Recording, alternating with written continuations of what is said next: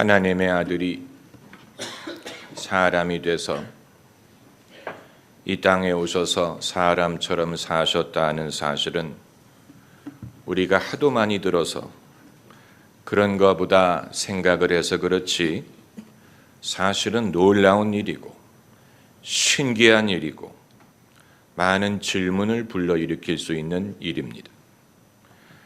하나님의 아들이, 하나님이 어떤 특정한 모습을 가지고 특정한 나라, 특정한 문화, 어떤 독특한 성품, 외모, 성향을 갖고 사셨다는 것은 상상을 하기가 어렵고, 그리고 예수님이 가지셨던 속성 이외의 것에 대해서는 차별할 수 있는 이유가 되는 것입니다.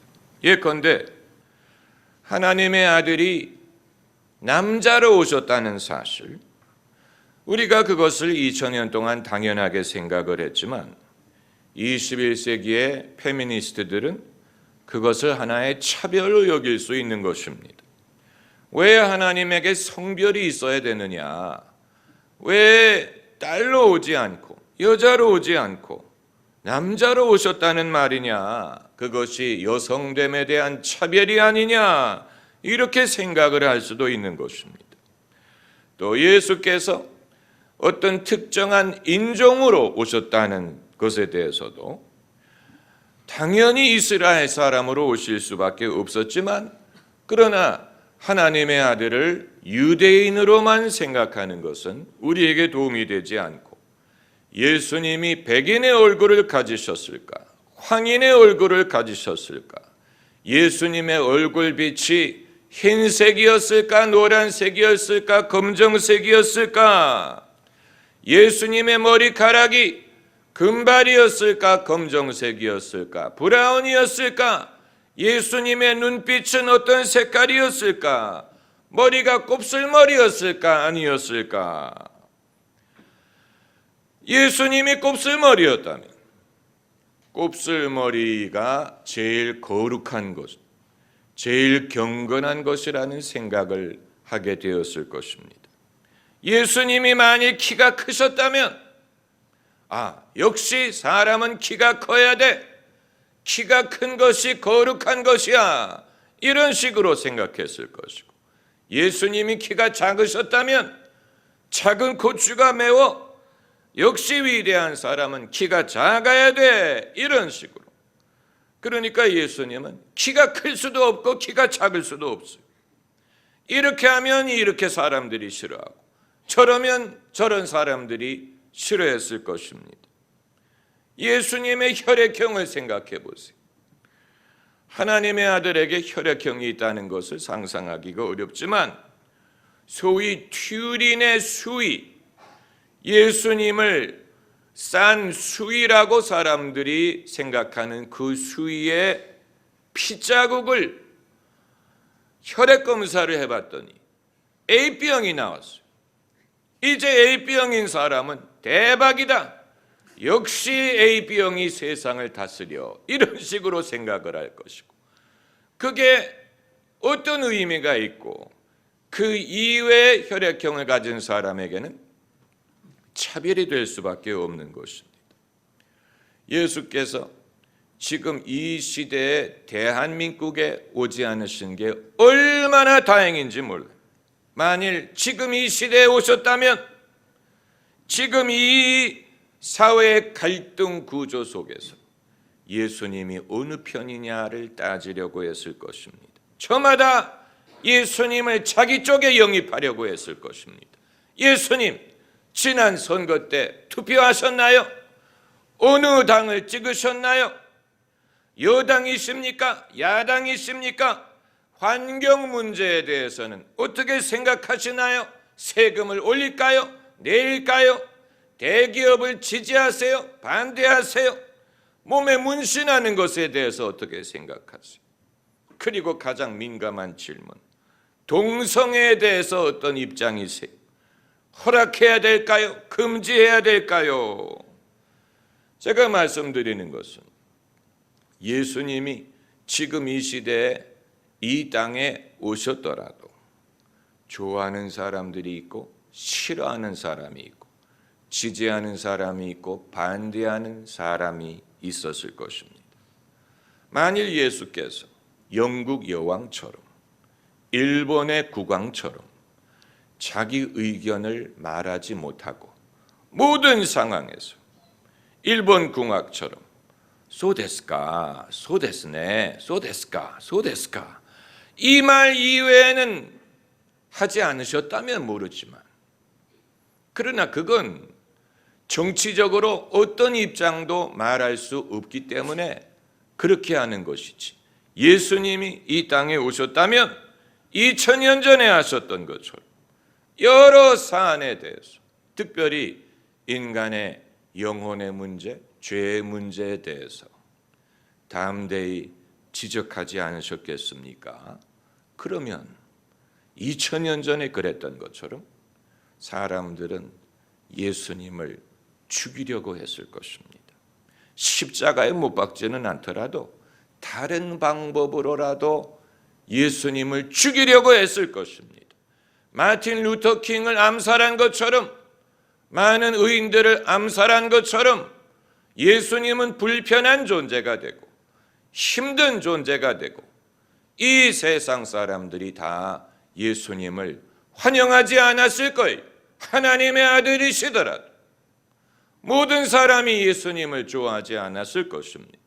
모든 사람이 하나님을 좋아하지 않는 것처럼, 모든 사람이 기독교를 좋아하지 않는 것처럼, 모든 사람이 교회 편에 서지 않는 것처럼 예수님이 이 시대에 우리 땅에 오셨더라도 모든 사람이 예수님을 지지하고 좋아하지 않았을 것이고, 예수님을 이해하지는 않았을 것이고, 반대하는 사람, 싫어하는 사람, 죽이려고 하는 사람들 있었을 것입니다. 그리고 하나님의 아들이 모든 사람의 비위를 맞추려고 하시지 않았을 것입니다. 우리가 그 사실을 알아야 됩니다. 하나님 되기가 얼마나 어려울지 상상이 갑니까? 하나님은 사람들의 비위를 맞추지 않으십니다. 우리를 위하세요. 사랑하세요. 은혜를 베푸세요. 그러나 우리 비위를 맞추지는 않으십니다. 어느 누구의 비위를 맞추려고 하지 않고 누구의 눈치를 보지 않습니다. 그렇기 때문에 사람이 하나님에 대해서 삐지는 것은 얼마든지 가능합니다. 사람이 하나님에 대해서 섭섭하게 느끼는 것은 얼마든지 가능합니다. 왜냐하면 하나님은 우리의 눈치를 보려고 하지 않으시고 당신의 일을 하십니다. 하나님은 당신 편이에요. 그러다 보니까 사람들이 섭섭하게 느끼는 것은 당연하고, 당연히 섭섭할 때가 있고 하나님에 대해서 납득하지 못할 때가 있습니다. 하나님이시기 때문에 그렇습니다. 하나님은 인기 연예인이 아니에요. 인기 연예인들은 인기를 관리하기 위해서 일부러 말을 정제하지, 자기의 의견을 말하지 않습니다. 자기의 참모습을 보이지 않습니다. 늘 계산된, 늘 계획된 이미지만을 대중에게 보이려고 합니다. 인기 관리를 위해서 그것이 필수적입니다. 예수님이 그렇게 하셨을 것 같아요. 그렇지 않습니다. 거기에 차이가 있는 것입니다. 교회가 문턱을 낮추기 위해서 애를 씁니다. 모든 사람이 교회에 오게 하기 위해 애를 씁니다. 그렇다고 교회가 세상의 비위를 맞출 수는 없어요. 사람들이 듣기 좋아하는 말만을 할 수 없어요. 그렇다면 교회가 아니지요. 죄에 대해, 불의에 대해, 불신에 대해 바른 말을 할 수밖에 없고, 인간의 불신, 인간의 믿음 없음에 대해 바른 말을 할 수밖에 없고, 그 와중에 누군가가 불편하게 느낄 것이고 누군가가 온찮게 될 것입니다. 그건 피할 수 없어요. 그걸 피하려고 한다면 교회가 아니에요. 교회가 교회됨을 포기한다면 교회가 아니에요. 그렇기 때문에 교회의 문턱을 낮추려고 애를 쓰지만 그럼에도 여전히 교회를 싫어하는 사람이 있고 교회에 대해서 비판하는 사람이 있을 수밖에 없어요. 그리고 그들이 비판할 때 나는 기독교가 싫다, 나는 기독교가 믿어지지 않는다라고 말하지 않아요. 그 대신 다른 이유를 대지. 교회가 사랑이 없다라든가, 교회가 이렇다 저렇다, 예수님이 이렇게 말씀하셨는데 교회는 이렇게 한다. 아니, 예수님의 말씀을 인용할 정도라면 믿어야지.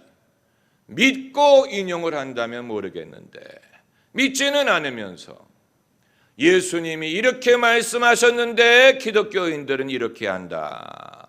그러니까 자기가 믿지 않는 이유를 정당화하기 위해 예수님의 말씀을 인용할 때도 있다는 사실이. 그렇기 때문에 신앙의 리더 역할을 하는 사람들은 이 사실을 잘 분별하고 자기의 중심을 지킬 수 있어야 되고 자기의 믿음의 소신을 지킬 수 있어야지, 만약에 그게 아니고 그런 비판을 접할 때마다 흔들리게 되면 그 사람은 이제 반석 같은 믿음으로 무엇을 이루기보다는 어떻게 하면 저 사람의 비유를 맞출까? 어떻게 하면 저 사람의 요구를 들어줄까? 사람의 요구를 들어주려고 하다가 정작 하나님이 맡기시는 일은 하지 못할 수도 있습니다. 여러분, 이건 어려운 문제. 옛날에도 어려웠고 지금은 더 어려워요. 소위 민주화, 인권, 자유라는 것이 하나님의 절대적인 진리를 전하는 것을 어렵게 만드는 것입니다. 왜냐하면 이제는 각 사람의 의견을 수렴해야 되고 각 사람의 발언권이 있고 사람이 기분이 나쁘면 천당도 안 갑니다. 기분이 나쁘면 안 믿어요. 그렇기 때문에 기분을 채워줘야 되고 어려운 일이, 모세가 그렇게 했다고 생각해 보세요. 모세가 이스라엘 백성의 기분을 맞추려고 했다면 가나안 땅에 갈 수 있었겠습니까? 십계명을 그들에게 줄 수 있었겠습니까? 모세가 사람들의 기분을 맞추려고 했다면 홍해도 건너지 못했을 것입니다. 그 많은 백성들을 거느리고 노예 출신이었던 사람들, 400년 동안 노예 출신이었던 사람들을 거느리고 유일하신 하나님 아버지를 믿게 하고 그리고 유업으로 주시는 가나안 땅에 들어가지 못했을 것입니다. 광야에서 다 멸했을 것입니다. 여호수아, 엘리야, 다윗, 이사야 다 마찬가지예요. 그때도 어려웠어요. 지금은 더 어려워요. 지금은 더 어려워요. 그렇기 때문에 한편으로는 하나님의 타협할 수 없는 진리의 말씀을 전해야 되고 또 한편으로는 사람들의 의견을 다 존중하고 들어주고 수렴하는 듯한 모습을 보여야 되니 이게 둘 다 하는 것이 쉬운 것이 아닙니다. 한편으로는 타협할 수 없는 하나님의 말씀을 담대하게 증거해야 되고 믿음을 종용해야 되죠. 또 한편으로는 각자 자기의 의견을 말하고 각자 자기의 호불호가 갈려지는 시대에서 과연 기독교를 어떻게 하면 사람들의 취향에 맞출 수 있다는 얘기. 하나님도 PR을 할 수밖에 없는 시대가 되었다는 얘기인데 여러분, 이럴 때일수록 바른 신앙, 담대한 신앙, 분별력을 가진 신앙인이 되는 것이 필수적입니다. 필수적입니다. 예수님이 키가 크셨든 작으셨든 피부 색깔이 무슨 색이었든 예수님이 머리가 곱슬머리였든 아니었든 그건 하나도 중요하지 않아요. 아무렴 어떻습니까? 그건 중요하지 않아요. 그리고 예수님이 여당 편이냐 야당 편이냐 보수적이냐 진보적이냐 뭐 이런 정책에 대해서 찬성하시느냐 반대하느냐 그런 식으로 생각하는 것도 옳지 못합니다. 왜냐하면 그것은 인간이 만들어 놓은 갈등 구조에 예수님을 끼워 맞추려고 하는 것이기 때문에 갈등은 사람들이 만들어 놓고 예수님을 거기에 끼어들여서 자기 편을 정당화하려고 하는 것을 예수님이 받아들이실 리 없습니다. 그렇기 때문에 이런 것을 거절하실 것입니다. 누가 나를 너희의 정책 재판관으로 삼았느냐? 누가 나를 너희의 정치 지도자로 삼았느냐? 거절하실 것입니다. 거절하실 것입니다. 그렇다면 예수께서 하나님의 아들이 사람으로 오셨을 때 어떤 모습으로 오셨을까? 어떤 모습으로 오셨을까? 가장 평범한 모습으로 오셨을 것입니다. 왜 그렇습니까? 대부분의 사람들이 평범하기 때문에 대부분의 사람과 가장 비슷한 모습으로 오셨을 것입니다. 이사야 선지자가 예언하기를 고운 모양도 없고 풍채도 없고 보기에 흠모할 만한 아름다운 것이 없었다라고 했어요.